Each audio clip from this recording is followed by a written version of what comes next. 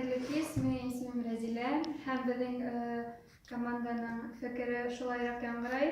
Хәзерге мәгълүмат системаһы кешенең шәхсиятен үстерә һәм без бу фикер белән риза, чөнки беренчедән безнең уйлавыбызча хәзерге мәктәпләрдә традицион рәвештә укыткан укытучыларны күп. Хәзер мин уйлыйм, укытучы буларак әйтәм, укытучыга укучы студент буларак әйтәм, хәзерге заманда мәгълүмат системаһында ФГОС, ягъни укыту стандартлары барлыкка китерелгән бит инде һәм заманча ФГОС буенча укытучы дәрестә балаларга белем бирү түгел, бала үзе белем алырга, теләк тудырырга тиеш, әмма ФГОСта ошо язылһа ла, ысын тормышта был стандарт тормышка ашырылмай һәм шул рәвешле безгә каршы команданың фикерен кирегә кагабыз. Гуманистик караш бөтен мәктәпләрдә дә булдырылган тиешләр бит инде, әмма бу ысулын әйткәндә дөреслеккә туры килмәй. Һәм шул психологларга килгәндә, һорау.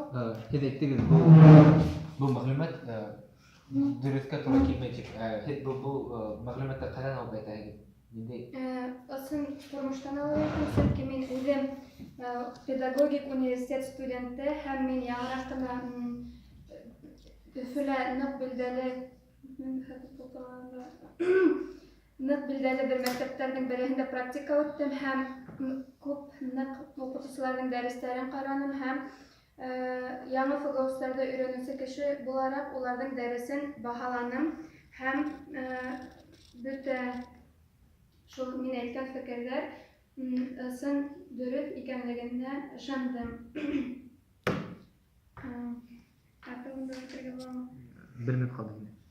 Шул рәвешле тагын әйтергә мөмкин, бу безнең фикер дөрес, чөнки мәсәлән, ЕГЭга килгәндә, онда иншалар бар бит инде һәм ул шул иншалар бөтенләй шаблон буенча гына корылган. Укучы инша язганда үзенең фикерен тулыһынча асып yetkерә алмый, чөнки уның алдына шаблон куелган, шул тезис, аргументлар, нимә, һәм